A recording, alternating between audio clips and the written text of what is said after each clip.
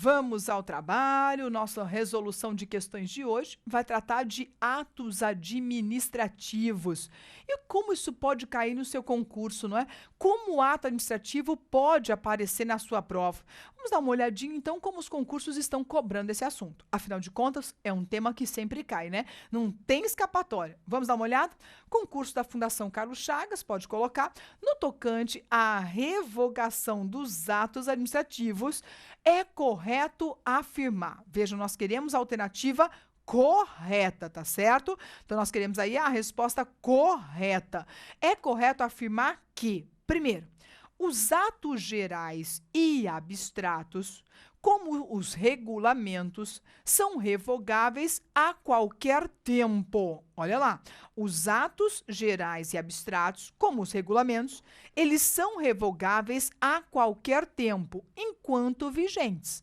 Gente, essa história do ato ser geral e abstrato foi só para você se preocupar com a história, tá? Porque o que eles estão dizendo aqui, na verdade, é quanto à revogação. O que a questão está dizendo é que eles são revogáveis a qualquer tempo, é dizer, não tem prazo. Para a revogação não tem prazo. Isso é verdade, gente? Isso é verdade. Para a revogação não há limite temporal. Lembra disso? Então, para a revogação, não tem prazo. Então, a história de ser ato geral, ato abstrato, é só para você ficar preocupada, tá? Mas a história é, a revogação, então, não tem prazo, tá certo? Essa resposta tá correta, né? Essa é a alternativa certa, já achamos ela, né? Mas vamos ver o que aconteceu com as outras. O exaurimento dos efeitos de um ato não impede a sua revogação. O exaurimento dos efeitos de um ato não impede a sua revogação, desde que o ato revogatório seja motivado pelo interesse público. Gente, essa tá falsa, tá?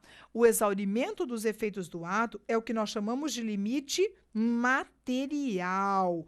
Lembre-se, não há prazo, mas há limite material. Então, o exaurimento dos efeitos do ato é o que nós chamamos de limite material. Você vai guardar que a revogação, ela produz efeitos nunc. Vejam, se o ato já esgotou os efeitos ontem, o que vai adiantar revogar hoje? Lembre-se que a revogação, ela produz efeitos nunc. Vamos pensar assim, ó, eu concedi licença a um servidor, tá? A licença, ele já gozou. Acabou ontem a licença. Ou as férias do servidor, se acaba ontem e hoje eu revogo, o que vai adiantar? Ele já gozou, ele já ficou de licença, ele já ficou de férias, o ato já esgotou os efeitos. Se já exauriu os efeitos, não vai adiantar mais revogar, porque a revogação é daqui para frente. Então não adianta revogar. Essa tá falsa. Limite material. Próxima. Os atos vinculados estão sujeitos à revogação por motivos de conveniência e oportunidade. Pode. Olha lá, os atos vinculados estão sujeitos à revogação.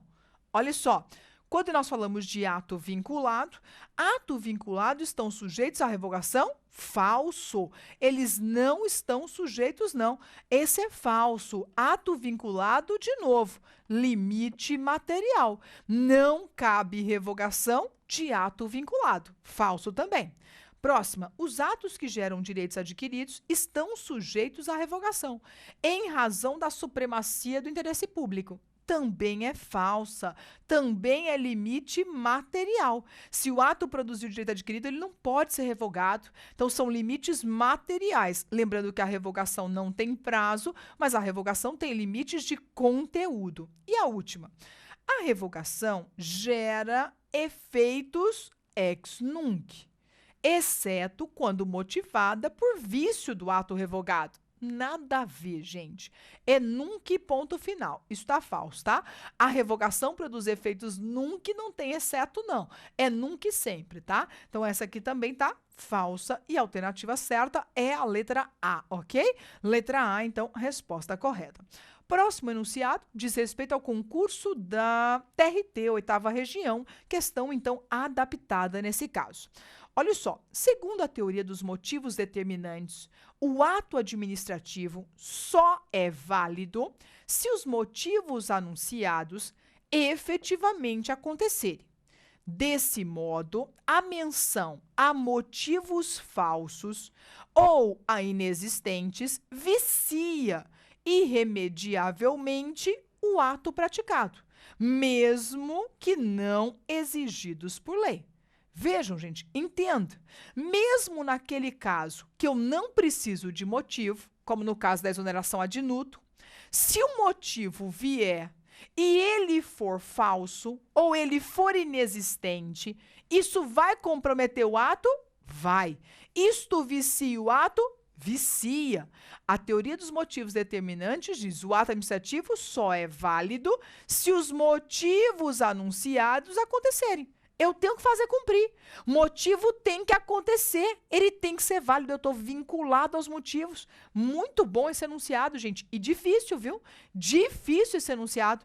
Vou de novo para você não perder. Ó. Segundo a teoria dos motivos determinantes, o ato administrativo só é válido se os motivos anunciados efetivamente acontecerem. É dizer que ele tem que acontecer. A teoria dos motivos determinantes é exatamente isso. Motivo alegado tem que ser cumprido. Então, o motivo tem que acontecer. E aí continua. Desse modo, a menção a motivo falso ou inexistente, lembre-se que para que o motivo seja legal, ele tem que ter materialidade. A gente fala de legalidade do motivo. A legalidade do motivo, um dos requisitos é a materialidade. É dizer que esse motivo tem que existir, tem que ser verdadeiro. Tem que existir e tem que ser verdadeiro. Então, se não for verdadeiro, vicia o ato. Muito bem, tá verdadeiro esse enunciado, muito boa essa questão, tá certo? Vamos à próxima, próximo enunciado aí, concurso do MP, Estado de Santa Catarina, promotor aí, vamos ver então, questão adaptada também. A discricionariedade normalmente localiza-se no motivo ou no conteúdo do ato administrativo. É discricionário o ato que exonera funcionário ocupante de cargo de provimento em comissão, mas é vinculado àquele que concede a aposentadoria ao servidor público que atinge 70 anos de idade. Tá certo ou não, gente? Certinho. Lembra que eu lhe disse que pode ser conteúdo ou objeto? Que para a maioria é conteúdo ou objeto tanto faz? E veja, você poderia dizer assim, mas Fernanda, discricionalidade normalmente, eu desconfiei, né? Você desconfiou do normalmente? O que acontece? Na verdade, normalmente a forma, a competência e a finalidade são vinculados. Mas a lei pode dar alternativas. E se a lei der alternativas, ele vai poder ser discricionário. Mas a regra é ser vinculado.